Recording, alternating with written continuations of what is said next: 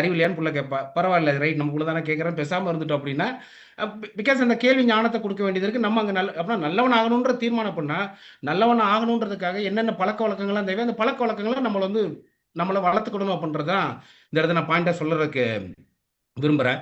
அதாவது என்னென்னா ஒரு ஒரு ஒரு பழமொழி சொல்லுவாங்க. அதாவது we are what repeatedly do அப்படிம்பாங்க. நான் இல்லையா? அதாவது நாம் எதை திரும்ப திரும்ப செய்கிறோமோ அதுதான் நாம ஒவ்வொரு ஒவ்வொரு நாளும் எதை செய்யணும். அதுக்கு தான் நான் முதல்ல சொன்ன எக்ஸாம்பிள். நம்ம காலையில் எந்திரிச்சதுலேருந்து என்ன பழக்க வழக்கங்களை பண்ணி தினசரி செய்கிறது தான். We are what we repeatedly do. அதுதான் பழக்க வழக்கங்கள் நான் சொல்கிறேன். அது மாதிரி இந்த சக்ஸஸ்ஃபுல் பீப்புள் அப்படின்னு பார்த்தீங்கன்னா are simply those with successful habits அப்படிம்பாங்க. நம்ம எல்லாருக்குமே வெற்றி அப்படின்றது தேவைப்படாது. அது குடும்பமாக இருக்கட்டும், இல்லாட்டி நம்மளோட வேலையாக இருக்கட்டும், அலுவலகமாக இருக்கட்டும், இல்லாட்டி நம்ம பார்க்கக்கூடிய எதுவாக இருக்கட்டும், எல்லாத்துலேயுமே நாம் வெற்றியின் பக்கம் இருக்கணும் அப்படின்றது எல்லா மனிதர்களோட சாதாரண ஒரு இயல்பான ஒரு எண்ணம் இல்லையா? ஸோ சக்ஸஸ்ஃபுல் பீப்புள் அப்படின்றது யார் அப்படின்னா, யார்கிட்ட சக்ஸஸ்ஃபுல்லான பழக்க வழக்கங்கள் சரியான பழக்க வழக்கங்கள் இருக்கோ அவங்க தான் சக்ஸஸ்ஃபுல்லான பீப்புள் ஆக முடியும்னு சொல்கிறாங்க. ஸோ அப்படின்னா தீர்மானங்கள் வேணும், ஆனால் தீர்மானங்களோட நிற்கக்கூடாது. தீர்மானத்தையும் முடிவு பண்ணக்கூடியது பழக்க வழக்கங்கள் தான் அப்படின்றத மறுபடியும் நான் திரும்ப திரும்ப இந்த இடத்துல நான் சொல்லிக்கிறேன். அப்புறம் ஏன் தீர்மானங்கள் ஐயா சொல்லுங்க. ஆகவே சரியா? இப்போ நீங்க தனிப்பட்ட முறையில் பார்த்தீங்க அப்படின்னா, இப்போ நான் ஒரு இந்த இண்டஸ்ட்ரியில இருக்கிற ஒரு காற்றாலை நல்ல ஒரு இன்ட்ரடக்ஷன் கொடுத்துருந்தீங்க நடுவர் ஐயா.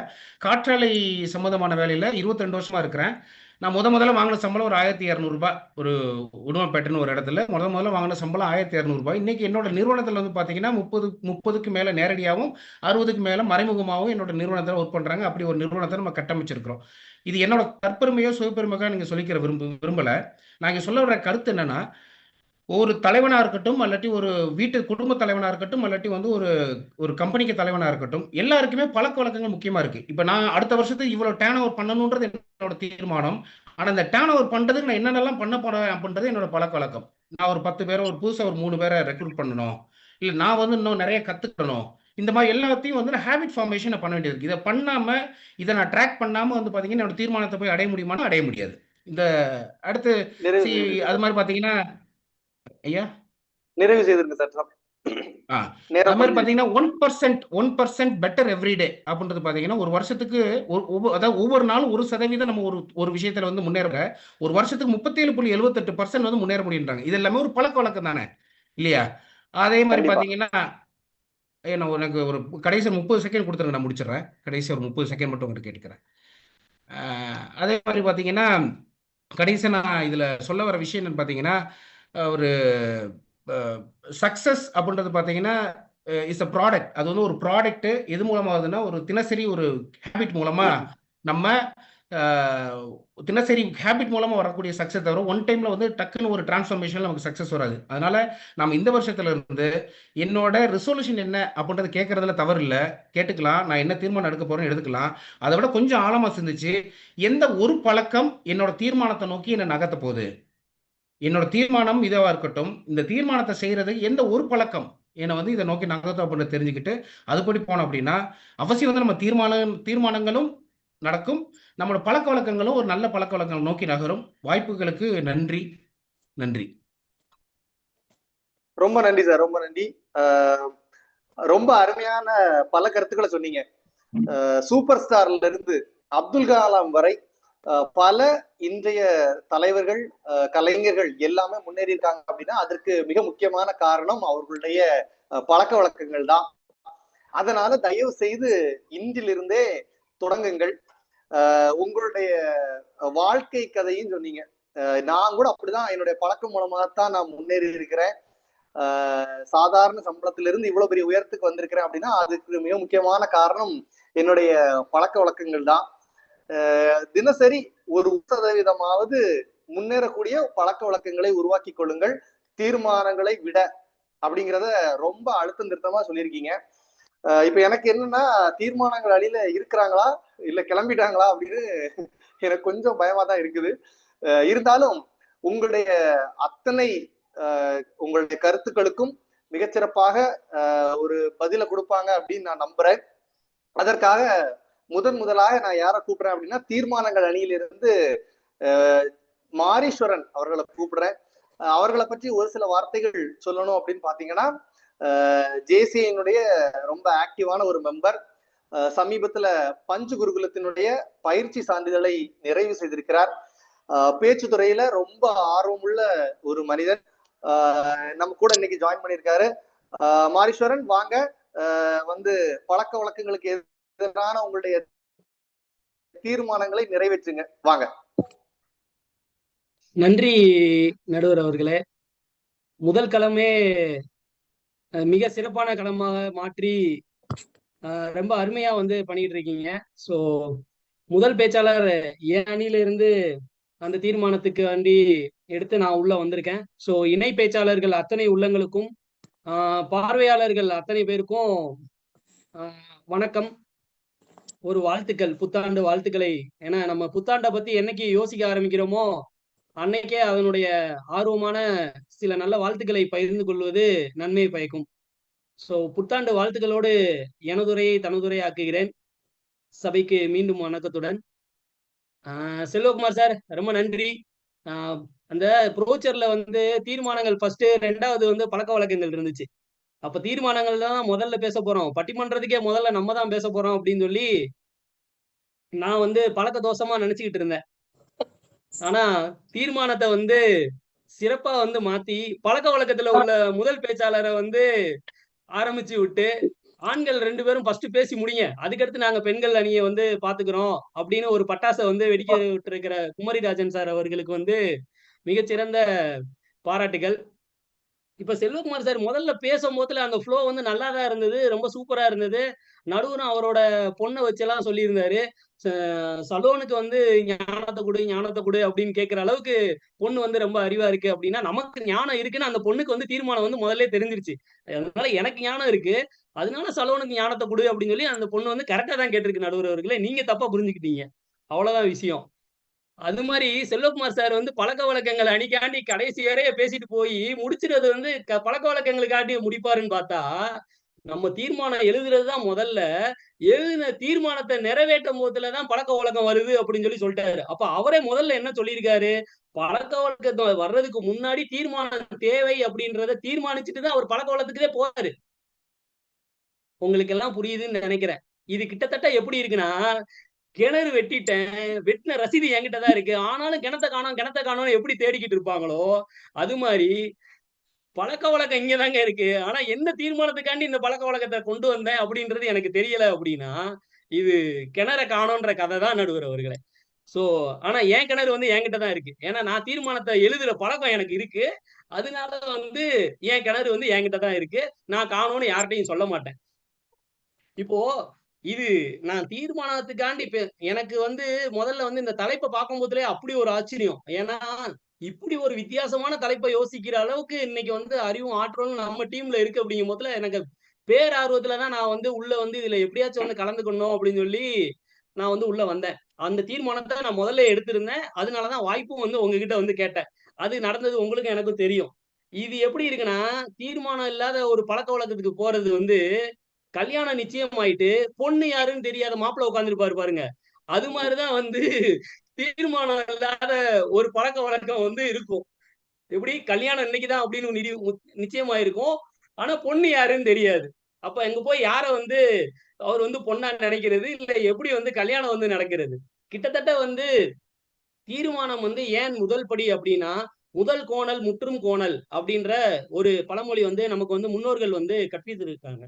அப்போ முதல் படியை தாண்டி நம்ம வந்து என்ன பண்ண முடியாதுன்னா, அடுத்த ஸ்டெப்புக்கு போறதுக்கு முதல் படியை வந்து மிதிக்கணும். இப்ப வந்து இன்னைக்கு வந்து முதல் படிக்கு போறதுக்கே ஸ்ட்ராங் பண்றதுக்காண்டி தான் ஃபவுண்டேஷன்ல வந்து என்ன பண்றாங்கன்னா, எல்கேஜி, யூகேஜி, அதுக்கு முன்னாடி ப்ரீ கேஜி, அதுக்கு முன்னாடி வந்து இன்னும் போனா அரசாங்க பள்ளியோ பால்வாடி அப்படின்ற அளவுக்கு வந்து வச்சிருக்காங்கன்னா, ஒழுங்கா படிக்கணும்ன்ற ஒரு இதுக்காண்டி ஒரு தீர்மானத்தை போட்டுதான் இந்த 3 படி வந்திருக்கு.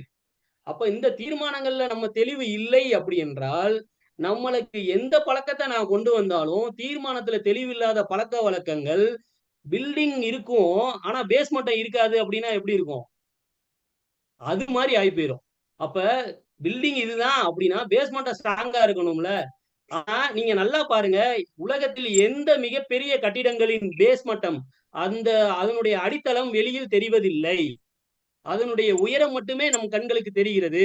இதனால் பழக்க வழக்கத்தின் அணியினர் பழக்க வழக்கம் தான் வந்து முதல்ல, ஏன்னா அதான் வெளியில தெரியுது, உயரமா தெரியுது.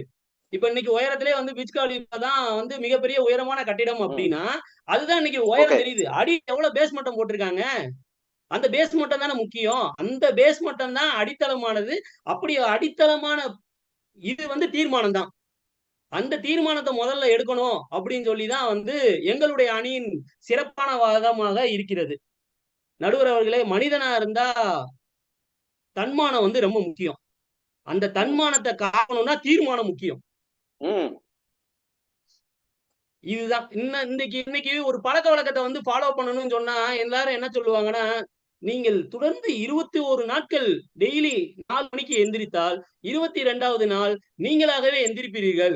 ஏன்னா நீங்க 21 நாள் அத பழகியிருப்பீங்க அப்படின்னு. ஒரு தீர்மானத்தை எடுக்கிறதுக்கு நீங்க 21 நாள் உட்கார்ந்து யோசிக்க தேவையில்ல.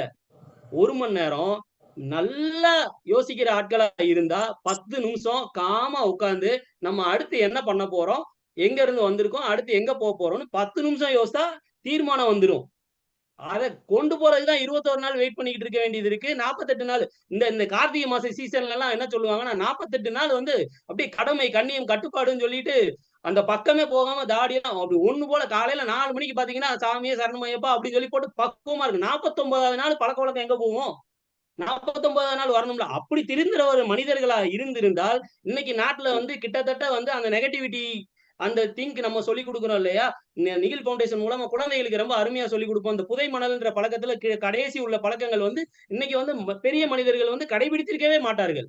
48 நாள்ல ஒரு பழக்கவழக்கத்த கன்டின்யூ பண்ண முடியும்ன்ற ப்ரூஃப் ரெக்கார்டா இருந்தா, 49வது நாள் அவங்க வந்து எங்க போக்கூடாதோ அங்க போமாட்டாங்க. அவங்களுக்கு அந்த பழக்கம் வந்து ஏன்னா தீர்மானம் அங்க இல்ல. தீர்மானம் வெறும் 48 நாளைக்கு மட்டும் தான் போடப்பட்டது. அந்த தீர்மானம் தெளிவா 48 நாளைக்கு மாலைய கலெக்டர் வரை நான் வந்து அந்த பக்கம் போமாட்டேன் அப்படின்ற தீர்மானம் தெளிவா இருக்கிறதுனால 48 நாள் அத தொடுறது இல்ல. 49வது நாள் தீர்மானம் முடிஞ்சு போயிருது. அதனால அங்க போயிடுறாங்க. இதுதான் நடக்குதே ஒழிய தெளிவான தீர்மானம் இருந்தால் எந்த பழக்கவழக்கமும் அதன் பின்னால் தான் வரும். முதலில் எழுதப்படுவது தீர்மானமே, தீர்மானமே, தீர்மானமே. நடுவர் அவர்களே, இன்னும் டைம் இருக்கா? டைம் இல்லையா? அப்படிங்கிற மாதிரி நான் வந்து கேட்க மாட்டேன். ஏன்னா நான் தீர்மானம் பண்ணிட்டேன். 8 நிமிஷத்துக்குள்ள தான் பேசி முடிப்பேன்னு. எனது வாதத்தை நிறைவு செய்கிறேன். நன்றி, வணக்கம். அருமை, அருமை, அருமை மாரீஸ்வரன். ஏன்னா செல்வகுமார் சார அடிச்சுக்க முடியுமா அப்படின்னு நினைச்சேன். ஏன்னா அவருடைய சொந்த வாழ்க்கையில் கதையெல்லாம் சொல்லிட்டு போனாரு. டெய்லி ஒவ்வொரு சதவீதம் எல்லாம் கூட்டுங்க அப்படின்னு சொல்லிட்டு போனாரு. ஆனா இப்ப மாரீஸ்வரன் என்ன சொல்லியிருக்காரு அப்படின்னு பாத்தீங்கன்னா, நீங்க ஒவ்வொரு சதவீதம் எல்லாம் கூட்ட வேண்டாம். டெய்லி படுக்க போறதுக்கு முன்னாடி ஒரு நிமிஷமோ 2 நிமிஷமோ நீங்க யோசிச்சு ஒரு தீர்மானம் போட்டாலே போதும். உங்களுடைய வாழ்க்கை ஒட்டுமொத்தமாக மாறிடும். 48 நாள் நீங்க பழக்க வழக்கங்கள்ல இருந்தாலும் மாறாத உங்களுடைய வாழ்க்கைய ஒரு தீர்மானத்தின் மூலமாக மாத்திரலாம் அப்படின்னு அழுத்தம் திருத்தமா சொல்லிட்டு போயிட்டாரு. அது மட்டும் இல்லாம எனக்கு எனக்கு எனக்கு என்ன சொல்லுன்னே தெரியல. எதிரணியை பார்த்து நிறைய கேள்விகள் எல்லாம் வேற கேட்டுட்டு போயிருக்காரு. அதாவது தீர்மானம் இல்லாமல் எப்படி நீங்க திருமணம் செய்வீர்கள் அப்படின்லாம் கேட்டிருக்காரு. யாராவது திருமணம் செய்யாம எதிரணியில இருந்தீங்கன்னா உங்களுடைய நிலைமை கவலைக்கிடம்தான். ரொம்ப தெளிவான தீர்மானம் இருந்தாலும் திருமணம் செய்ய முடியும் அப்படிங்கிறத சொல்லியிருக்காரு. ஏன்னா முதல் கோணல் முற்றும் கோணலாக மாறிவிடக் கூடாது. அதையும் ரொம்ப அழுத்தமா சொல்லியிருக்காரு. எனக்கு இப்ப நீங்க வந்து என்ன பதில் நிறைய சொல்லித்தே ஆகணும். ஃபவுண்டேஷன் பத்தி எல்லாம் சொல்லியிருக்காரு. ஏன்னா தீர்மானம் அப்படிங்கிறது எங்களுடைய ஃபவுண்டேஷன் மாதிரி. அந்த ஃபவுண்டேஷன் எல்லாமே நாங்க கண்ணுக்கு தெரியாம மறைச்சு வச்சிருப்போம். ஆனா நீங்க பழக்க வழக்கங்கள் அது வந்து மேல கட்டுற பில்டிங் மாதிரி, அதை வச்சு ஊரை ஏமாத்தாதீங்க.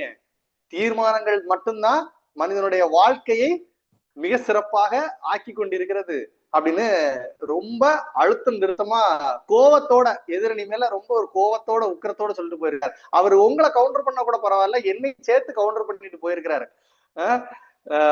இப்ப தீர்மானங்கள் அணி பார்க்கும்போது இப்ப நல்ல அருமையான 2 தொடக்கம் நமக்கு கிடைச்சிருக்கு அப்படின்னு தோணுது. இப்போ அடுத்த கட்ட நகர்வுக்காக இவர்களுக்கு மிக சிறப்பான பதிலடியை கொடுப்பதற்காக நான் கூப்பிடுறேன். அது யாரு அப்படின்னு பாத்தீங்க அப்படின்னா நம்முடைய சிவகனி மேடம். சிவகனி மேடத்தை பத்தி சொல்லணும் அப்படின்னு பாத்தீங்கன்னா அவங்க வந்து ஒரு தலைமை செவிலியராக பணிபுரிந்து வரக்கூடியவர். எவ்வளவுதான் வேலை நெருக்கடி இருந்தாலும் தமிழுக்கும் இலக்கியத்திற்கும் ஒரு மிகச்சிறந்த ஒரு மரியாதையும் ஒரு என்ன சொல்றது ஒரு ரொம்ப ஒரு அர்ப்பணிப்போடு செயல்படக்கூடிய ஒரு ஆளுமை. நான் பல தளங்கள்ல பார்த்திருக்கிறேன். எல்லா தளங்கள்லயும் விடியும் போது ஆளா பாக்குறேன், அடையும் போது கடைசி ஆளாக பாக்குறேன். அப்படிப்பட்ட ஒரு சிறந்த ஆளுமை. இன்னைக்கு அவங்களும் எங்களுடைய பழக்க வழக்கங்கள் தான் சிறந்தது அப்படின்னு தீர்மானங்கள் அன்னைக்கு பதிலடி கொடுக்க வந்திருக்காங்க. வாங்க மேடம், வந்து உங்களுடைய பதிலடியை மிக சிறப்பாக கொடுங்க. அனைத்து ஆளுமைகளுக்கும் இனிய மாலை வணக்கம். முதல்ல தோழர் சொன்னதுல இருந்தே ஆரம்பிச்சிருவோம் நம்ம உரைய. புத்தாண்டு வாழ்த்துக்கள் அனைவருக்கும் அப்படின்னு சொல்லிட்டு சொன்னாங்க. நானும் இந்த புத்தாண்டு எல்லாருக்கும் ஒரு புதுமையான ஆண்டா இருக்கணும் அப்படின்னு சொல்லிட்டு புத்தாண்டு வாழ்த்த தொடக்கத்திலேயே சொல்றேன். இந்த வாழ்த்து சொல்றது அப்படிங்கிறது எப்படி வந்துச்சு? இது ஒரு பழக்கத்துல இருந்து தானே வந்துச்சு. அதை தோழர் மறந்துட்டாரு அப்படின்னு நினைக்கிறேன். அதுக்கப்புறம் தீர்மானம் எடுக்கிறது அப்படிங்கிறது ஒரு 10 நிமிஷத்துல எடுத்துடலாம் அப்படின்னு சொல்லிட்டு சொன்னாங்க. ஆனா அந்த 10 நிமிஷத்துல எடுக்கக்கூடிய தீர்மானம் எப்படி இருக்கும் அப்படின்னு கொஞ்சம் யோசிச்சு பாருங்களேன். அந்த தீர்மானத்துல எத்தனை 10 நிமிஷத்துல அவங்க பல தீர்மானம் எடுப்பாங்களாம். ஆனா அந்த பல தீர்மானங்கள்ல ஒரு தீர்மானமாவது அவங்க நிறைவேற்றி இருக்கிறாங்க அப்படிங்கிறத அவர் சொல்லல. அவர் சொல்லும் போது என்ன சொல்லியிருக்கிறாரு அப்படின்னு பாத்தீங்கன்னா, ஒரு தீர்மானம் அப்படிங்கறத நான் 48 நாளைக்கு போடுவேன், அந்த 48 நாளுக்கு அப்புறம் அந்த தீர்மானத்தை நான் மாத்திக்குவேன் அப்படின்னு சொல்லிட்டு. வாழ்க்கைங்கிறது உங்களுக்கு நினைச்ச மாதிரி மாத்திக்கிறது இல்லைங்க. அந்த நீங்க அதாவது நம்மளோட தலைப்பை நீங்க தெளிவா கவனிக்கலன்னு நினைக்கிறேன். அந்த தீர்மானம் போடுறது அப்படிங்கிறதுலயே உங்களுக்கு தெளிவில்லை அப்படின்னா நீங்க எப்படி தீர்மானம் போடுவீங்க அப்படிங்கறத முதல்ல யோசிங்க. அதுக்கப்புறம் யதார்த்தமா ரொம்ப விளையாட்டா சொல்லிட்டீங்க கல்யாணத்தை பத்தி. ஆனா கல்யாணம் அப்படிங்கிறது அத கல்யாணம் பண்ணனவங்களை கேட்டீங்கன்னா தான் தெரியும். அதாவது கல்யாணம் பண்றதுக்கு இவங்க பெண்ணை பார்க்க போவாங்களாம், அதுக்கப்புறம் திருமணம் பண்ணுவாங்களாம். சோ நீங்க பெண் பார்க்கறது அப்படிங்கறதே ஒரு பழக்கத்துல இருந்தனால தானே நீங்க பெண் பார்க்கறதுக்கே போறீங்க. இல்லைன்னா நீங்க ஏதாவது ஒரு பொண்ணை காமிச்சது நீங்க கல்யாணம் பண்ணிப்பீங்களா? அடுத்தது கல்யாணம். நம்ம தலைவர் சாலமன் பாப்பையா கூட சொல்லியிருக்காரு. என்ன சொல்லியிருக்காரு? வாங்க பழகலாம், பழகிட்டு அதுக்கப்புறமா பாத்துக்கலாம் அப்படிதானே சொல்லியிருக்காங்க. அதை நீங்க கொஞ்சம் யோசிங்க. அதுக்கப்புறம் நம்ம பாப்பாவை பத்தி சொன்னாங்க, சாலமனுக்கு ஞானம் இருக்கு அப்படின்னு சொல்லிட்டு. எல்லாருக்குமே இறைவன் ஞானத்தை கொடுக்காம இல்ல. ஆனா அந்த ஞானத்தை நம்ம பழக்கப்படுத்தி வழக்கப்படுத்தி படிக்க வைக்கணும் அப்படின்னு நம்ம தலைமுறையில இன்னைக்கும் நம்ம செஞ்சுட்டு இருக்கோம் இல்லையா? அது எங்கிருந்து வந்துச்சு? நம்ம பழக்கத்துல இருந்து தானே வந்தது. அதுக்கப்புறம் நம்ம நிக்கில் ஃபவுண்டேஷனை பத்தி ஐயா சொல்லியிருந்தாங்க. நிக்கில் ஃபவுண்டேஷன்ல கூட பழக்கமா பண்றாங்க அப்படிங்கறத அவர் அடிக்கோடிட்டு சொல்லியிருந்தாரு. அதையும் நம்ம கொஞ்சம் யோசிக்கணும். அப்புறம் இவங்க தீர்மானம் போடுவாங்களாம், அதை ஒரு பேப்பர்ல எழுதி வைப்பாங்களாமா. நீங்க பேப்பர்ல எழுதி வச்சுக்கிட்டே இருங்க, அது ஒரு நாள் பறந்து போகும். ஆனா அந்த எழுதி வைத்ததற்கு நீங்க ஒரு தொடர்புள்ளியா தான் இருப்பீங்களே தவிர என்னைக்கு நீங்க முற்றுப்புள்ளி வைக்க போறீங்க அப்படின்னு உங்களை நீங்களே கேள்வி கேட்டுக்கோங்க. அதுக்கப்புறம் அடித்தளம் போடுறத பத்தி சொல்லியிருந்தீங்க. ஆனா அடித்தளம் அப்படின்னு சொல்லும் போது அந்த அடித்தளம் ஏன் வீடு எப்படி வேணாலும் கட்டலாமே, சும்மா கூட ஒரு பேஸ்மெண்ட் இல்லாம கூட கட்டலாமே, ஏன் அடித்தளம் போடணும் அப்படிங்கிறது? அது ஒரு பழக்கத்துல இருந்து தானே வந்திருக்கு. அதை நீங்க கொஞ்சம் யோசிங்க. பழக்கம் அப்படிங்கிறது மனிதர்களுக்கு கிடைச்ச ஒரு மிகப்பெரிய ஒரு பொக்கிஷங்க. அதை நீங்க எப்படி கையாளுறீங்களோ அது மூலியமா தாங்க உங்க வாழ்க்கையே அமைய போகுது. அதுதாங்க நம்மளுக்கு அடித்தளமே. அதுதான் நம்மளை உயர்த்தக்கூடியதா இருக்கும். நீங்க இன்னைக்கு இப்ப நம்ம புத்தாண்டு அப்படின்னு நம்ம சொல்றோம் இல்லையா? அந்த ஆண்டுல அந்த எண் தான் மாறுது. ஆனா நம்மளுக்கு இருக்கிற அந்த பழக்க வழக்கம் அப்படிங்கிறது ஒவ்வொரு பரம்பரையா வந்துட்டே இருக்கும் பாருங்க. நீங்க அந்த ஒரு பழக்கத்தை வச்சு நீங்க எப்படி உங்க வாழ்க்கைய மாத்துறீங்க அப்படின்னு கொஞ்சமா யோசிங்க. நிறையவே யோசிக்கவே வேண்டாம். ஒரு புது நம்பிக்கை நம்மளுக்கு அதனாலேயே நம்மளுக்கு பிறக்கும். நீங்க ஒரு பழக்கத்து மூலியமாவே ஒரு தீர்மானத்தை உங்களால பண்ண முடியுங்க. நீங்க யோசிச்சு பாருங்க. இப்ப எல்லாரோட மனசும் பாத்தீங்கன்னா இயல்பாவே ஏதாவது ஒரு மாற்றத்தை விரும்பதானே செய்யுது. இப்ப நீங்க ஒரே ஒரு தீர்மானம் போட்டு அந்த தீர்மானத்துக்காக மட்டுமே நீங்க, அதாவது அந்த தீர்மானம் நீங்க போடுறீங்க அப்படின்னா, நான் இன்னைக்கு இந்த தீர்மானம், அதாவது நான் எக்ஸசைஸ் பண்ணணும் அப்படின்னு நான் முடிவு பண்ணிருப்பேன். ஆனா அதை நீங்க டெய்லி பண்ணுவீங்களா? அந்த முடிவு அப்படிங்கிறது தீர்மானம். ஆனா அதை பண்றீங்களா அப்படிங்கிறது தான் கேள்விக்குறி. ஆனா நாங்க அப்படி இல்லைங்க. 10 நிமிஷம் நடந்தா கூட போதும் அப்படிங்கிற ஒரு பழக்கத்தை கடைபிடிக்கிறோம். சோ பழக்கங்கள் தான் நம்மளை மெருகேற்றுது அப்படின்னு சொல்லலாம். இப்போ 820 கோடி மக்கள் இருக்காங்க. ஆனா அதுல எவ்வளவு பேர் தீர்மானப்படி வாழ்க்கை நடத்துறாங்கன்னு நினைக்கிறீங்க? ஒரு 5% மக்கள் வேணா தீர்மானம் எடுத்தபடி வாழ்க்கை நடத்துவாங்க. ஆனா 90% மக்கள் பாத்தீங்கன்னா வாழ்றதே ஒரு பழக்கத்தை வச்சுதாங்க வாழ்றாங்க. நீங்க இதெல்லாம் வேண்டாங்க. நம்ம ஆதி காலத்துக்கு போலாங்க. ஆதி மனுஷன் எடுத்துக்கோங்களேன். சின்ன வயசுல இருந்து ஒவ்வொன்னா கத்துக்கணும் அப்படின்னு ஒரு பழக்கப்படுத்தி இப்ப நம்ம எங்க இருக்கோம்னு நம்மளே யோசிச்சு பாருங்களேன். செவ்வாய் கிரகத்துக்கே போயிட்டு வந்துட்டோம். சோ இதெல்லாம் எப்படி வந்துச்சு அப்படின்னு நம்ம யோசிக்கணுங்க. அதுக்கப்புறம் தீர்மானம் பண்றது அப்படிங்கிறது, நீங்க ஒரு தீர்மானம் எடுத்தீங்க அப்படின்னா அது உங்களுக்கு தாங்க. அது அது இல்லையா உங்களோட நிறுவனத்துக்கு வேணா ஒரு தீர்மானம் வந்து நீங்க போடலாம். ஆனா எல்லா மக்களுமே நல்லா இருக்கணும் அப்படின்னு நினைக்கிறது எதனால அப்படின்னு பாத்தீங்கன்னா, அது பழக்க வழக்கனால மட்டும்தாங்க முடியும். சோ பழக்க வழக்கம் தாங்க நம்ம எல்லாருக்குமே கூடயே வந்துட்டே இருக்கிற விஷயம். சரி, நான் சொல்றேன். எதிரணியர்கள் வந்து பொதுவா எல்லாரும் என்ன சொல்லுவாங்கன்னா, கலைஞர்களாகட்டும், இளைஞர்களாகட்டும், எதிரணியராகட்டும், தலைவராகட்டும், எல்லாருமே நம்ம ஒரு பழக்கத்த கையில வச்சிருப்போங்க. பழக்கம் இல்லைன்னா வாழ்க்கையே இல்லைங்க. நம்ம நினைச்சத நடத்தி முடிக்கணும் அப்படின்னா, பழக்கம்னு ஒண்ணு இருக்கணுங்க. அதுக்கப்புறம் நம்ம இப்ப அவன் அந்த தீர்மானம் போட்டிருக்கான், இவன் இந்த தீர்மானம் போட்டிருக்கான். நம்மளும் இந்த புத்தாண்டுல நிறைய தீர்மானத்தை போடணும்னு நீங்க கணக்கு இல்லாம போடலாங்க. ஆனா அது வந்து எல்லாமே உங்களுக்கு ஒரு நாள்ல சொல்லப்பட்ட ஆசையா தான் இருக்குமே ஒழிஞ்சு, அத நீங்க பின்பற்றக்கூடிய வாய்ப்பா இருக்குமான்னு நீங்க யோசிங்க. ஆனா நீங்க மனசு வச்சீங்கன்னா அது நிச்சயமா முடியுங்க. அது எப்படின்னு கேட்டீங்கன்னா, அது உங்க பழக்கத்தினால தானுங்க. அதுக்கப்புறம் நம்மள நம்மளே சுய விமர்சனம் பண்ணிக்கணும் அப்படின்னா கூட, நம்ம கிட்ட இருக்கிற ஒரு பழக்க வழக்கத்தை வச்சுதாங்க நம்ம அதை சொல்ல முடியும். நான் வந்து இந்த தீர்மானம் போட்டிருக்கேன் அப்படின்னு நம்ம என்னைக்கும் சொல்லவே மாட்டோம். அப்புறம் நம்மளோட பழக்க வழக்கம் அப்படிங்கறது எப்படி நினைக்கிறீங்க? ஒரு எறும்பு நீங்க உதாரணமா எடுத்துட்டீங்கன்னா கூட, ஒரு இடத்துல ஊறி போச்சு அப்படின்னா அந்த இடத்துல இருக்கிற அந்த கல்லு கூட தேஞ்சு போகும் அப்படின்னு சொல்லுவாங்க. அதே மாதிரிதான் நம்ம மூளையில ஒரு சின்ன பழக்க வழக்கங்கள் கூட நம்மளுக்கு வந்து நிறைய அந்த மூளையில வந்து ஒரு வழித்தடத்தை ஏற்படுத்துது அப்படின்னு சொல்றாங்க. அதனால நம்ம நல்ல பழக்க வழக்கத்தை வந்து நம்ம கையில எடுத்துக்கலாங்க. அதுக்கப்புறம் நம்ம எல்லாருமே பாத்தீங்கன்னா அது புரியுது மேடம். தீர் முடிக்கணுமா? ஓகே. தீர்மானம் அப்படின்னு நம்ம சொல்றோம் இல்லையா? அதெல்லாம் ஒரு நிஜம் அல்லாத ஒரு விஷயங்க. நம்ம நிறைவான வாழ்க்கைக்கு நம்மளுக்கு நெகிழ்வா மகிழ்ச்சியா இருக்கணும் அப்படின்னா, நம்மளுக்கு வந்து தீர்மானம் இல்லாத பழக்கவழக்கம் தாங்க முக்கியம்.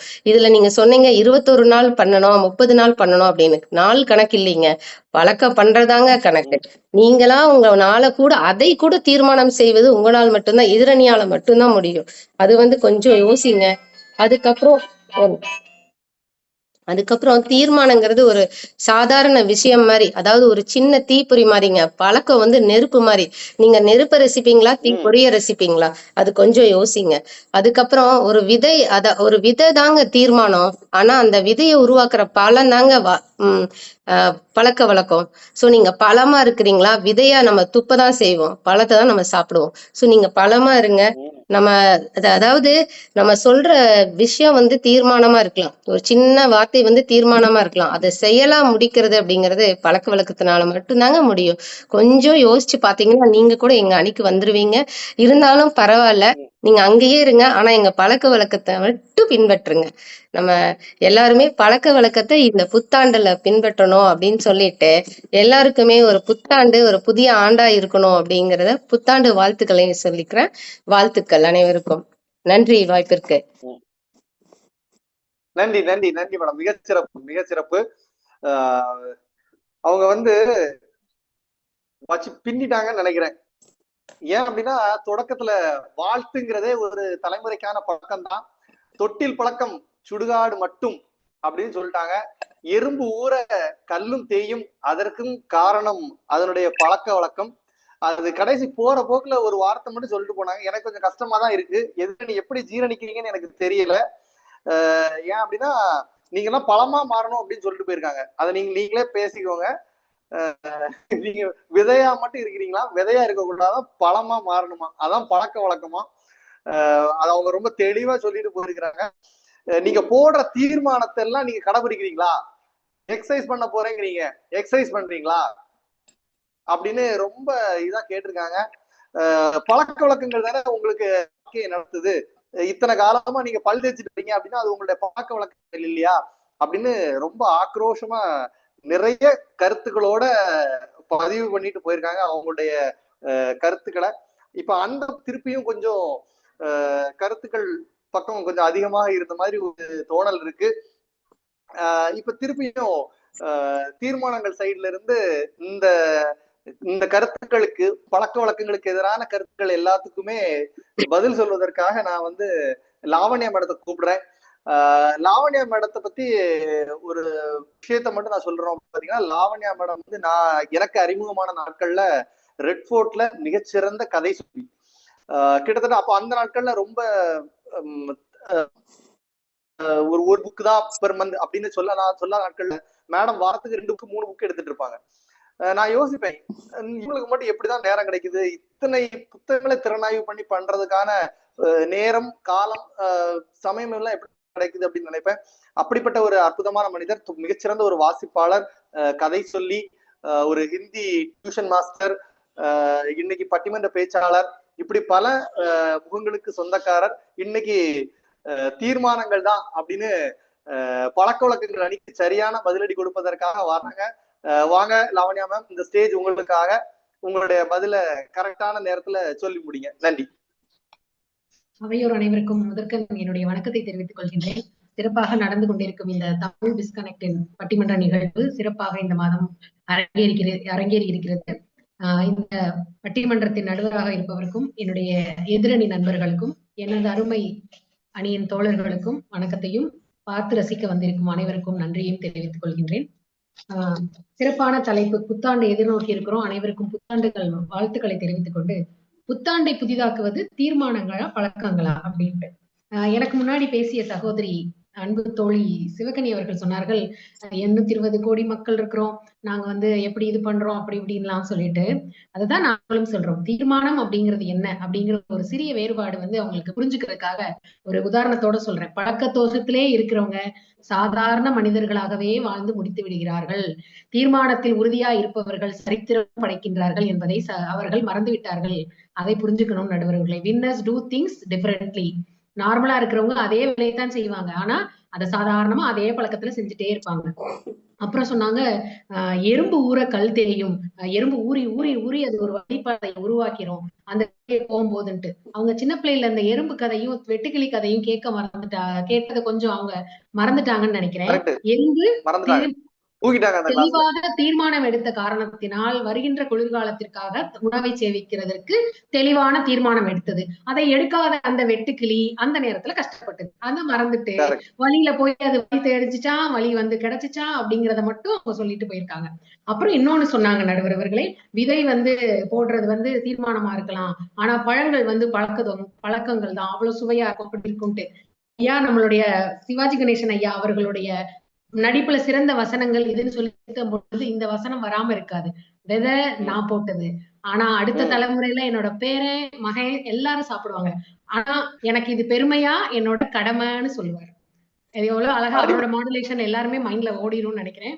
அப்போ விதை போடுவது நம்மளுடைய கடமை, அந்த கடமை உணர்வு இருப்பதுதான் தீர்மானத்தில். அதை எல்லாருமே புரிஞ்சுக்கணும். பழம் சாப்பிடுறது வேணா பழக்க வழக்கமா இருக்கலாம் ஐயா, விதை போட்டு அதை மரம் ஆக்குவது கடமை, அதுதான் தீர்மானம்ங்கிறத மறந்துடாம எல்லாருமே ஞாபகம் வச்சுக்கணும் அப்படிங்கறத சொல்லிட்டு இப்ப என்னுடைய வாதத்துக்குள்ள போலான்னு இருக்கேங்க. இந்த தீர்மானம் அப்படிங்கிறது பாத்தீங்கன்னா டெசிஷன் மேக்கிங் அப்படின்ற ஒரு விஷயம், நிர்ணயம், தீர்ப்பு, முடிவுன்னு பல விதங்கள். இப்ப நியூ இயர் அப்படிங்கறதுனால ரெசல்யூஷன் அப்படிங்கிற ஒரு டேர்மை வந்து கொடுத்து நம்ம எல்லாருமே பேசிட்டு இருக்கோம். அப்போ ஒரு மனிதனை எது உருவாக்குகின்றது அப்படின்னு பாத்தீங்க அப்படின்னா, முதலாக அதை எடுத்து அதோட என்னுடைய அணியினர் நம்ம தம்பி மாரீஸ்வரன் சொன்ன மாதிரியே அடித்தளம் ரொம்ப ரொம்ப முக்கியம். வாழ்க்கையில் எடுக்கின்ற ஒவ்வொரு முடிவும் தான் நம்மை உருவாக்குகின்றன. எதிர்காலமே மாறக்கூடியது எதனால் அப்படின்னா, அந்த ஒரு நாள்ல நம்ம செய்கின்ற ஒரு தீர்மானத்தினால அந்த அடுத்து வரப்போகின்ற 10 வருடங்களோ 20 வருடங்களோ. நம்ம நண்பர் செல்வகுமார் சார் கூட சொன்னாரு, அவருடைய பின்புலம் எல்லாம் சொல்லி இது பண்ணாரு. அவர் எடுத்த தீர்மானம், உறுதியான மனசுல ஒரு ஆசை, இந்த மாதிரியே என்னோட வாழ்க்கை இருக்கக்கூடாதுன்னு தெளிவா எடுத்த தீர்மானத்தை தான் அவர் பழக்கமாக்கி இன்னைக்கு வெற்றிகரமான ஒரு தொழிலதிபரா இருக்கிறாரு. அதை யாராவது மறக்க முடியுமா நடுவர் அவர்களே? அப்பொழுது உறுதியான தீர்மானம், சரியான முடிவை எடுப்பவர்களே வெற்றி பெறுகிறார்கள். அந்த முடிவு அந்த தீர்மானத்தில் தான் இருக்கின்றது என்பதை ஞாபகத்தில் வைத்துக் கொள்ள வேண்டும். அடுத்து அந்த தீர்மானம் வந்து விடாமுயற்சியோட யோசித்து எடுக்கக்கூடிய முடிவு. அனுபவம் வேணும், அதுக்கு அறிவு வேணும், பொறுமை, தொழிவுன்னு பல நல்ல குணங்கள் எல்லாம் சேர்ந்தா தான் அந்த தீர்மானம் தெளிவாகும். இல்லைன்னா அந்த முடிவுகள் வந்து வேறு மாதிரியா போயிடும். அது எதனால? தப்பான பழக்க வழக்கங்கள் உள்ள வந்துச்சுன்னா. உதாரணத்துக்கு சொன்னாங்க, காலையில எந்திரிச்சோடனே பல் தேய்க்கிறோம், அதுக்கப்புறம் நம்ம வந்து குளிக்கிறோம், சாப்பிடுறோம், இதெல்லாம் ரெகுலரான ரொட்டீன் தானே, பழக்க வழக்கம் தானே. அப்ப இந்த ஒத்தி போடுதல்ங்கிற ஒரு பழக்க வழக்கத்தை அதனால இன்னும் நம்ம எடுத்து லிஸ்ட் போட்டோம்னா, நேத்து செய்யறேன்னு முடிக்கிறதுக்கு வச்சிருந்த லிஸ்ட், நாளைக்கு செய்யறேன்னு வைக்கிற லிஸ்ட், 10 வருஷத்துக்கு முன்னாடி செய்கிற லிஸ்ட் எல்லாம் கூட இன்னும் இருக்கு நிறைய பேரோட வாழ்க்கையில. அப்போ அந்த ஒத்தி போடுதல் வழக்கமும் நடுவுல வருது. அப்ப தவறான பழக்கங்கள் வந்தா எப்படி தீர்மானத்தை அடி அடி இல்லாம ஒண்ணுமே இல்லாம ஆக்கிரும். அந்த பழக்க வழக்கங்களை வரவிடக்கூடாதுங்கிறது தான் நாங்க சொல்றோம். தீர்மானத்துல உறுதியா இருக்கணும்னு நாங்க சொல்றோம். அடுத்து இப்ப இதற்கு வரலாற்று இதுன்னு பாத்தீங்க அப்படின்னா 17வது நூற்றாண்டுகள்ல இருந்து இதை பற்றியான விஷயங்கள்லாம் இருக்கு. ஒவ்வொரு விஷயத்தையும் என்ன சொல்றாங்க அப்படின்னா, இந்த தீர்மானம் அப்படிங்கிறது எடுக்கிறது 17ஆம் நூற்றாண்டுல இருக்கிற வரலாற்று குறிப்புகள்ல இருந்தே ஆரம்பிக்குது. அதுல என்ன சொல்றாங்க அப்படின்னா, இந்த தீர்மானங்கள் உறுதியா எடுக்கப்படணும்னு. அப்ப அந்த இதை விட நம்மளுடைய இந்திய நாட்டோட இதுல இருந்து நான் எடுத்துக்காட்டுகள் சொல்லலாம்னு இருக்கேன். சமூக சீர்திருத்தம் நம்மளுடைய வரலாற்று நிகழ்வுகள்ல மிக முக்கியமான தீர்மானங்கள் எல்லாமே நம்மளுடைய அந்த தீர்மானம்ங்கிற ஒரு விஷயத்தின் மூலமா தான் நடக்கப்பட்டது. மது ஒழிப்பு தீர்மானங்கள், அடுத்து விடுதலை போராட்டத்திற்கான வீரபாண்டிய கட்டபொம்மன் எடுத்த தீர்மானங்கள், இவை அனைத்தும் தான் பல புரட்சிகளை உருவாக்கி இன்று நம்ம நாடு சுதந்திரமா இருக்கிறதற்கு. அதே போல சமூக நீதிங்கிற ஒரு விஷயம் கிடைக்கிறதற்கு நிறைய பேர் சேர்ந்து தங்களுடைய உழைப்பை தீர்மானங்களாக கொண்டு வந்ததன் மூலமாகத்தான் அது நடைபெற்றுக் கொண்டிருக்கிறது நடுவர் அவர்களே. அது மாதிரி 19ஆம் நூற்றாண்டுல சதின்னு ஒரு விஷயம், ராஜாராம் மோகன் ராய் அவர் எடுத்த உறுதியான தீர்மானத்தினாலதான் பெண்கள் தங்களுடைய வாழ்க்கையில இன்னைக்கும் எத்தனையோ சிங்கிள் பேரண்ட் தங்களுடைய குழந்தைகளை உயர்ந்த இடத்துல கொண்டு போய் வைக்கிறாங்க.